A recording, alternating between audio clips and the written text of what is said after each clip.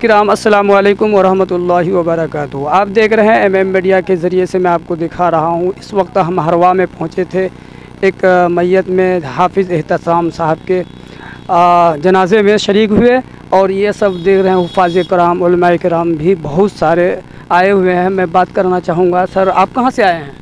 میں کاکن سے آیا ہوں سر۔ حافظ احتشام بھائی کے جیسے ہی خبر ہم لوگ سنے ہیں اور ان کے جنازے میں شرکت کیے، اللہ تعالیٰ ان کی بال بال مغفرت فرمائے اور ان کے ماں باپ کو صبر جمیل نصیب فرمائے۔ اور کیسے تھے وہ حضرت، کیسے تھے وہ حضرت، کیسے تھے احتشام صاحب؟ بہت اچھے آدمی تھے۔ جب مجھے معلوم ہوا تو بہت غم کا اظہار کیا، اس لیے کہ بھائی، اور ہروا چوک میں دیکھے تو بہت خوش ہوئے تھے، اور اس کے بعد آج جیسے خبر ملی بہت پریشان اور غم زدہ ہوئے کہ آج ہمارے ساتھی ہمارے بیچ سے چلے گئے۔ اللہ تعالیٰ ان کو مغفرت عطا فرمائے، ان کے گھر والوں کو صبر جمیل عطا فرمائے۔ خاص طور سے ہم دیکھ رہے ہیں اس وقت جنازے میں جب ہم شریک ہوئے تو کم سے کم زیادہ سے زیادہ علماء کرام اور حفاظ کرام نظر یہاں پر آ رہے تھے، تو اس کے بارے میں ہم معصوم حضرت سے بات کرنا چاہیں گے۔ سر ان کے بارے میں کیا کہنا چاہتے ہیں کہ اتنے حافظ اور علماء کرام آنا، اکٹھا جمع ہونا اور جنازے میں شریک ہونا، یہ کہیں نہ کہیں محبت کی کوئی دلیل ہوگی یا محبت ہوگی، اس لیے تو وہ لوگ آئے تھے۔ آپ کیا کہنا چاہتے ہیں؟ جی، سب سے پہلے میں آپ کا میڈیا کا سواد کرتا ہوں جی۔ اس ایسے مجلس میں آنا تو سب سے بڑی بات یہ ہے کہ بھائی حافظ احتشام کا محبت میں ہم لوگ یہاں جمع ہوئے ہیں، اور ہم لوگ سب دعا کرتے ہیں اللہ تبارک و تعالیٰ ان کو جنت الفردوس میں اعلیٰ سلام مقام نصیب عطا فرمائے، اور ان کے گھر والے کو صبر جمیل نصیب عطا فرمائے۔ یہ ان کی محبت ہے جو سارے علماء کرام حفاظ کرام یہاں جمع ہوئے ہیں۔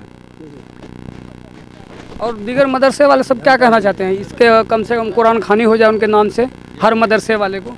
جی الحمدللہ، میں بھی یہی چاہ رہا ہوں کہ یہ پیغام وہاں تک پہنچایا جائے جہاں تک ان کے چاہنے والے، ان کے جانشین اور ان کے ماننے والے ہیں، اور ان کے ساتھی لوگ ہیں جہاں بھی مدارس میں یا مکاتب میں یا مساجد میں کام کرنے والے ہیں، ان کے نام سے قرآن خوانی کروا کر کے دعا کی جائے۔ اور میں بھی انشاءاللہ کل ان کے نام سے قرآن خوانی کروا کر کے ان کے لیے دعا کریں گے، اور تمام ساتھی مل کر کے دعا کریں کہ اللہ تبارک و تعالی ان کو جنت الفردوس میں اعلیٰ مقام عطا فرمائے۔ یہ جو تھے احتشام بھائی بڑے ہی بہترین لڑکے تھے، بڑے ہی خوشگوار اور بڑی محبت کرنے والے تھے، کسی کی بات کا کبھی انکار نہیں کرتے تھے۔ اور آخری ملاقات تقریباً 1 سال ہو گیا ہماری، اور 1 سال سے پہلے ہی ملاقات ہوئی تھی جب ہم لوگ مدرسے میں پڑھتے تھے، ہمارے جونیئر تھے، پہلے ہی فارغ ہوئے تھے ہم لوگ، لیکن اس کے باوجود جب بھی جانا ہوتا تھا، کوئی بھی ارریہ ضلع کا یا کہیں کا بھی پہنچتا تھا، مدرسے میں علماء کرام کی، مہمانوں کی اور سفراء حضرات کی بڑی خدمت کرتے تھے۔ اللہ تبارک و تعالی ان خدمتوں کو ان کی قبول فرما لے، اور ان کے ذریعے انہیں جنت الفردوس میں اعلیٰ مقام عطا فرما دے۔ اور یہاں کے حافظ قربان صاحب سے پوچھنا چاہیں گے۔ السلام علیکم ورحمۃ اللہ وبرکاتہ۔ سر پہلے اپنا نام۔ میرا نام محمد منہاج ہے، میں ڈوبا سے آیا ہوں۔ ڈوبا سے یہاں پر؟ جی، میں یہاں پر آیا ہوں۔ دراصل ہم سے ان سے بہت ہی لگاؤ تھی۔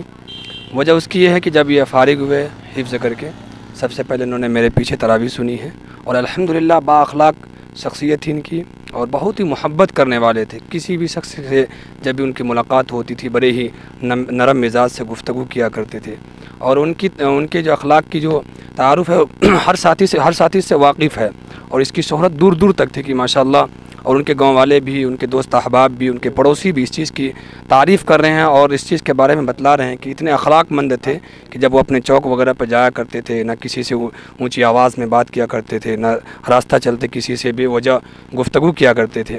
ہم ان کے بہت ہی شکر گزار ہیں، انہوں نے میری تراویح سنی ہے، اور انہوں نے میرے ساتھ بہت تعاون کیا ہے، بہت کیا کہتے ہیں جسمانی اعتبار سے تعاون کیا ہے، وقتی اعتبار سے ہماری انہوں نے مدد کی ہے۔ اللہ رب العالمین سے ہم یہی دعا کریں گے اللہ تبارک و تعالی ان کے روح کو سکون عطا فرمائے، اور ان کے قبر کے اندر کروٹ کیا کہتے ہیں کروڑوں رحمت نازل فرمائے، ان کے پسماندگان کو صبر جمیل عطا فرمائے، کیونکہ ان کی جوانی میں کسی شخص کا اس دنیا سے چلے جانا ان کے والدین کے اوپر کیا گزرتی ہے انہی کو معلوم ہے۔ ہمیں بھی اس چیز کے لیے تیار رہنا چاہیے، نہ معلوم ہمارا بھی وقت کب اختتام ہو جائے، ہمیں بھی اس کے لیے ہر وقت اپنے دنیا و آخرت کی تیاری میں لگے رہنا چاہیے۔ اللہ رب العالمین سے دعا کرتے ہیں اللہ تبارک و تعالیٰ ان کی قبر کو نور سے بھر دے، ان کے پسماندگان کو صبر جمیل عطا فرمائے۔ अस्सलामु अलैकुम रहमतुल्लाह। ये हाफिज़ एहतशाम जो था, ये लड़का बहुत ही नेक था। कभी भी जाता था चौक से पैदल ही जाता था वो लड़का, और सबको सलाम, छोटा हो कि बड़ा हो सबको सलाम करता था। आज तक हमने किसी से उसको लड़ाई करते हुए उलझते हुए नहीं देखा। इतना अच्छा लड़का था वो कि आज वो हम लोगों के बीच नहीं रहा।